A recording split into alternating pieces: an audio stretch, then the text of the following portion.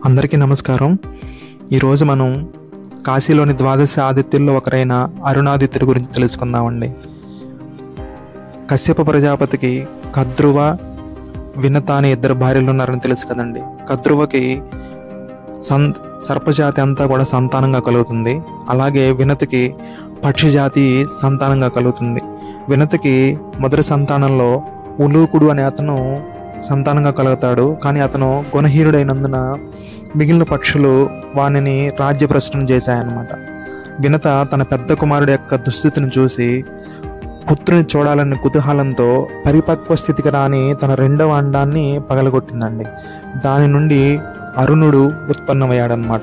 గర్భంనున్న సమయంలో ఊరువులు పైభాగం మాత్రమే, అంటే దేహం మాత్రమే తయారైంది, పాదములు తయారు కాలేదన్నమాట. ఊరువులు లేనందువల్ల అనూరుడుగా పిలువబడ్డాడు. అనూరుడు గర్భం నుండి బయటికి రాగానే తల్లిపై కోపంతో అరుణవర్ణం కలవాడి, అంటే ఎర్రటి రంగుతో ఉన్నాడు కాబట్టి అతను అరుణుడిగా ప్రసిద్ధిగాంచాడనమాట.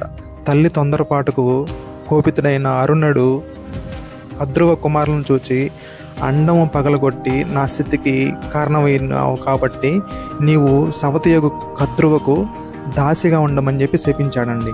అనంతరం తల్లిచే ప్రార్థితుడై, నా సోదరుడకు గరుత్మంత్రి వలన నీకు దాస్య విముక్తి కలుగునని శాప విముక్తి కూడా చెప్తాడనమాట. ఆ తర్వాత కుంటివారికి కూడా శుభగతిని కలిగించు విశ్వేశ్వరుని అధిష్ఠించిన ఆనంద కావనమునకు వెళ్ళాడు, అంటే కాశీకి వెళ్ళాడండి. అచ్చట సూర్యుని మూర్తిని స్థాపించి తపస్సు చేశాడనమాట. సూర్యుడు ప్రసన్నుడై, ఓ అనూరుడా, నీవు సతతము నా రథంపై కూర్చుండి నా ఉదయమునకు పూర్వము త్రైలోక్య హితము కొరకు చీకటిని పోగొట్టెదవు. కాశీయందు నీవు స్థాపించిన అరుణాదిత్యుని సేవించిన వారికి భయములు, దుఃఖము, దారిద్ర్యము, పాపములు, వ్యాధులు, బాధలు కలుగవు.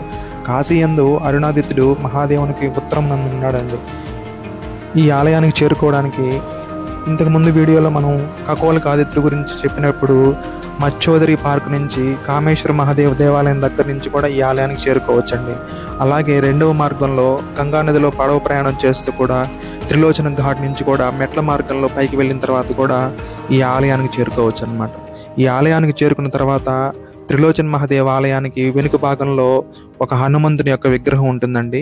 ఈ హనుమంతుడి విగ్రహం కింద ఎర్రటి సింధూరం పూసిన ఒక శిలలాగా కనిపిస్తుంది అనమాట. ఈయనే అరుణాదిత్యుడు. మీరు కాశీకి వెళ్తే తప్పకుండా ఈ ఆదిత్యుడిని దర్శించండి. అలాగే ఈ వీడియో మీకు నచ్చితే లైక్ చేయండి, షేర్ చేయండి, ఛానల్ని సబ్స్క్రైబ్ కూడా చేయండి. జై శ్రీరామ్.